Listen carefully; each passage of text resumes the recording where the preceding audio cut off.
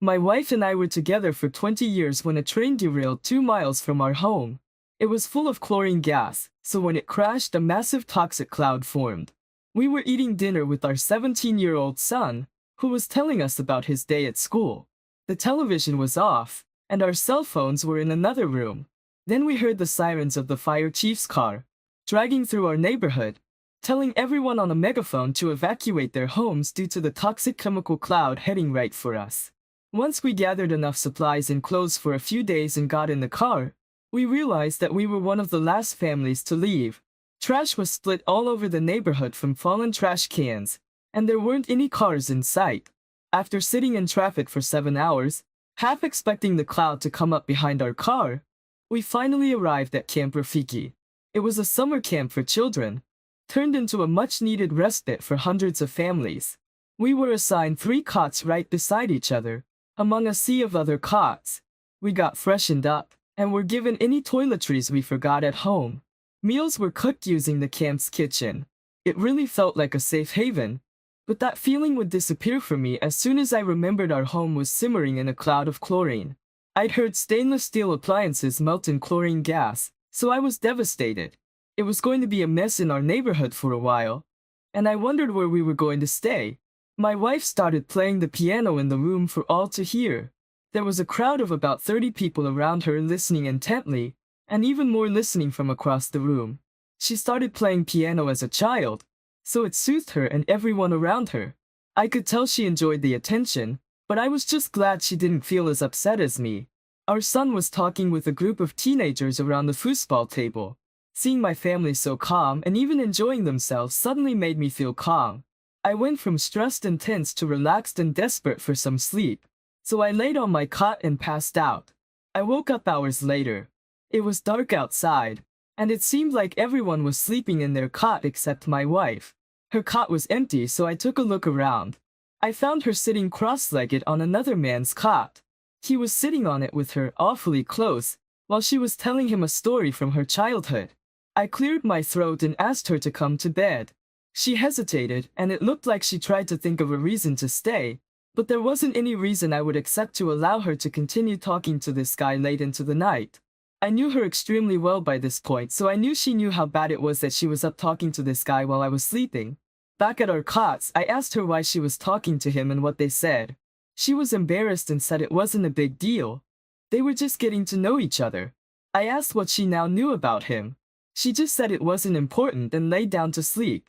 The next day, many of the survivors were playing volleyball or basketball, including me, my son, wife, and AP. After each game or point, I saw him high-five or fist-bump my wife. She was starting it too, it wasn't just him. Then I saw her go in for a hug. He looked so pleased, but then he saw me glaring at him and walked away. She turned to see me and pretended nothing was wrong. Lunch was served, and with our plates in hand, my wife suggested we sit outside. She led our son and I to the table where AP was sitting. I thought about protesting, but I didn't want to have to explain why in front of our son. I just ate food and listened to what was said. AP mentioned it would probably be one more day at the camp before everyone could return home. My wife looked sad at the thought of going home. I felt super weird when she asked AP if he was ever lonely living by himself. I didn't know how she knew he lived alone. That must have been something they spoke about while I was sleeping. He said his dog kept him company, but he and I both knew it seemed like my wife wanted to keep him company. I stood up and told them I'd like to go on a family walk. My wife had the nerve to ask me if she could stay behind to finish eating. She only had peas on her plate, and her blatant disregard for me and our son was alarming. She was already choosing AP over me. I told her to come with us now, so thankfully she did. On the walk with our son ahead of us, I asked her what the heck she was thinking. I had to point out all the obvious ways she was flirting with AP, and she still denied that she was flirting or misbehaving. I told her I didn't want her to talk to him anymore. She didn't say anything but agreed. That was all I needed for her to respect my wishes, even if I was being overprotective. The next day, everything seemed to be going fine, but our son went off with some teenagers for a while. When it was almost time for dinner, I went to find him. He was hanging out by the tree line, and really enjoyed talking to this one girl in particular. I was glad he got the chance to meet her. She was homeschooled in the very same neighborhood as us, but might have never met my son if it hadn't been for the chemical still. He was feeling great about life, so I just told him to be back in a little while for dinner. When I got back to the building filled with cots and people anxious to eat, I couldn't find my wife. I also noticed pretty quickly that AP was gone too. I searched the crowded building and property around until I spotted them about 15 yards inside the tree line. There was a spot without so many sticks and brush. They were laying on a blanket, trying to stay out of my sight as I approached. I yelled to my wife that I could see her, and she was an idiot. With a raised, booming voice, I asked her what the heck she was doing. My emotions were level 10, but it was almost like I couldn't feel them. I was on autopilot on the inside because I think if my brain let me feel the full impact of this moment, I would have broken down. My wife stood up sheepishly, clearly ashamed of herself. When she got close to me, she said she was really sorry and wanted to go back with me now. I told her I couldn't just ignore the fact that she was just laying in the woods with AP. He was still laying on the blanket a short distance away, turned away from us like he was waiting until I left to move. My paranoid brain was telling me he could have easily done something with my wife, because she was only wearing a short dress. She didn't have much clothing resistance against foolish, spontaneous decisions. I stopped her from walking away, and asked her if she just slept with AP in the woods, while I was looking for her son. She said no right away, but she looked like she was about to cry.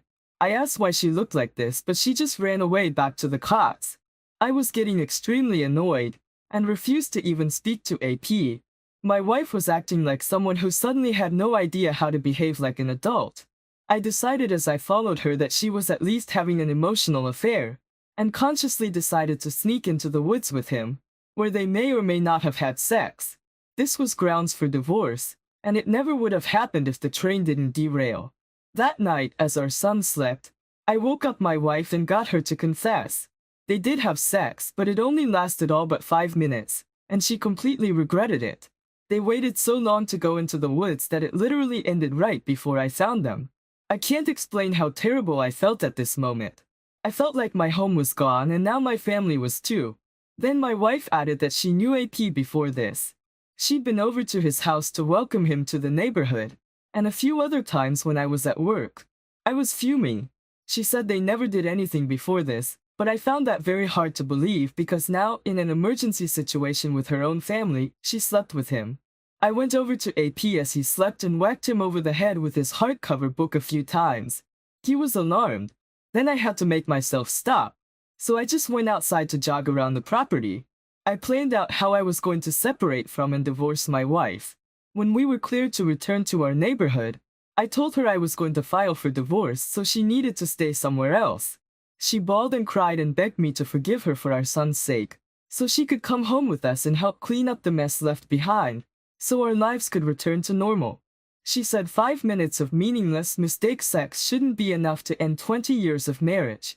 I told her it most certainly was and said she needed to have a conversation with our son, explaining why she wasn't going to be living with us anymore. Our son despised her. He found it extremely hard to believe that I would just break up with her for no reason, which is all she told him. I didn't care if she planned to go with AP or what, but she did tell me she was planning to call her dad.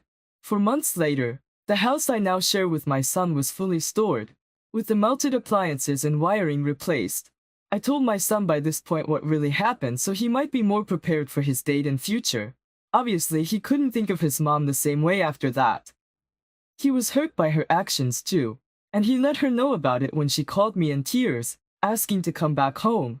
She hadn't contacted me or our son in that entire time, but she justified that by saying she didn't want to bother us. I told her I already knew from her dad that she didn't stay with him like she said, and as her husband nearly ex, I deserved to know where she spent the past 4 months. She admitted she'd been with AP some of that time, but she just wanted to come home now. In reality, she'd been staying in AP's uncle's shed, while his house was repaired. Once his house was ready to be moved into, he dumped her, because 4 months in a shed was all the time he needed with her. That's when our son grabbed the phone and told her he didn't want his father to take her back, because he deserved better. Then he hung up on her, and I never answered her calls again. OP, your wife's behavior was extremely selfish, inconsiderate, and disrespectful. She found a single man and started talking to him like she was a single woman, even though you were always somewhere nearby. I can only imagine how upset and betrayed you must have been. I am proud of you for how you handled this terrible situation. You refused to go home with her, because her behavior and decisions were unforgivable. She most likely had slept with this man before, and even if she didn't, there was still a connection between them that she never expected you to know about. Your son was right, you do deserve better than that. 20 years should have meant more to your wife. Her loyalty should have been unbreakable. I am glad you and your son managed to get through this together. I wish you both the best of luck and success in life. Thank you for sharing this story. Now let's get into our next story for today. At the age of 38, I still didn't have any children of my own. I was waiting until I knew I had the right woman and it was the right time. That's when I met my girlfriend for 2 short years. She was 34 and had 2 daughters from a failed marriage.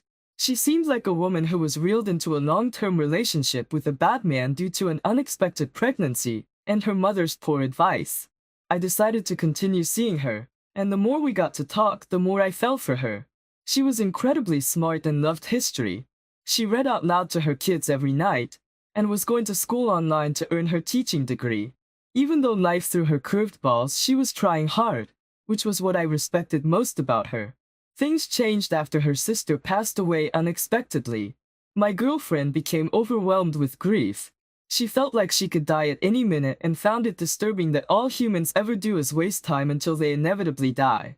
She started talking more about the end of the world and clicked on any YouTube videos that mentioned potential war or weapon launches. At night before bed, she started saying she hoped I wouldn't die before her, because she wouldn't be able to handle it. She developed this fear of blood clots forming in her arms, legs, or neck, so she would jump up several times while we watched a movie or relaxed, just to march in place and move her arms around. I realized she had a problem, so I asked her if she'd be willing to seek treatment.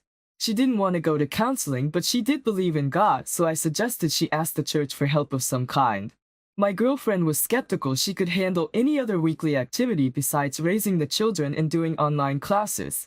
I assured her I would watch her kids on the night she went to the church, if they could make her feel better about life. She took my offer, and told me they assigned her a weekly arts and crafts class to teach small children. She was really excited about it, and things started to get better immediately. She seemed more calm and things stopped stressing her out as much. A few weeks later, though, something changed again. She was calm, but also less observant and sharp. Things that normally wouldn't have confused her suddenly did. She laughed out loud more often. She stopped marching in place, but would go outside randomly to walk around the house a few times. It took me a month before I went outside while she was walking to watch her. I saw her take a puff from a vape pen. She coughed a little. I immediately thought it was a medical vape cartridge, which wasn't legal in our state. I walked up to her and asked how she was smoking one of these.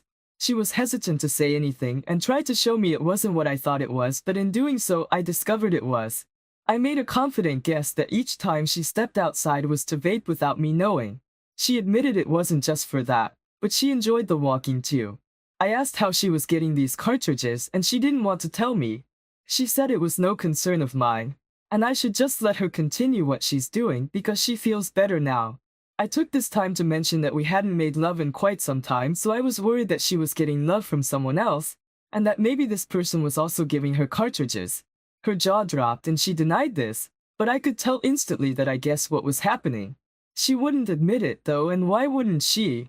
If she refused to admit it, she might get to keep living in my house with me, serving as her free babysitter. I forgot to mention she was desperate for a place to live when we met, so I let her move in with me pretty fast.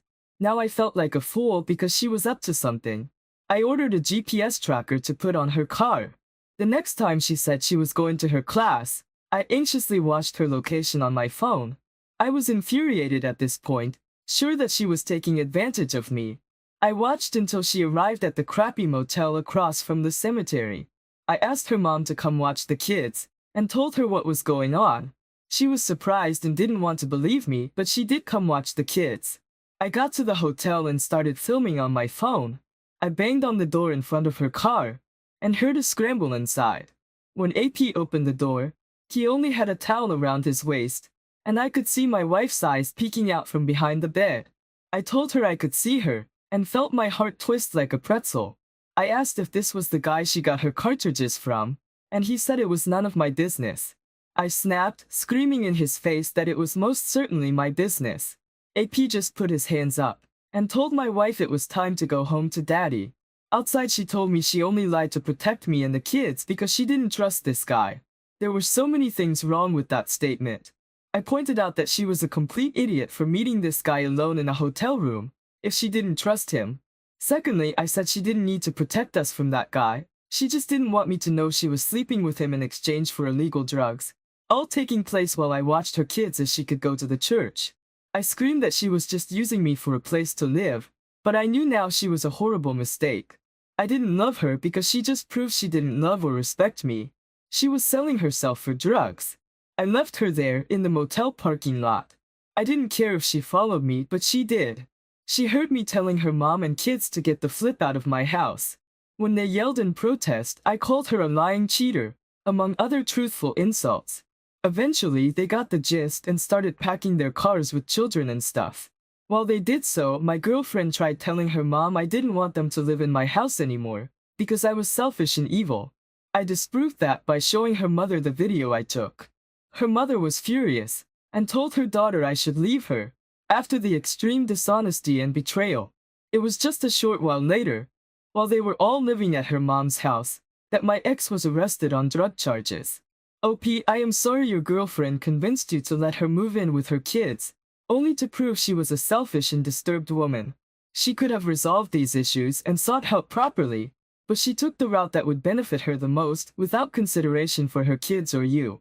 I don't believe she realized how important it was for her to avoid two major things: illegal activities as a mother, and infidelity as a girlfriend, who depended on her boyfriend's trust and generosity.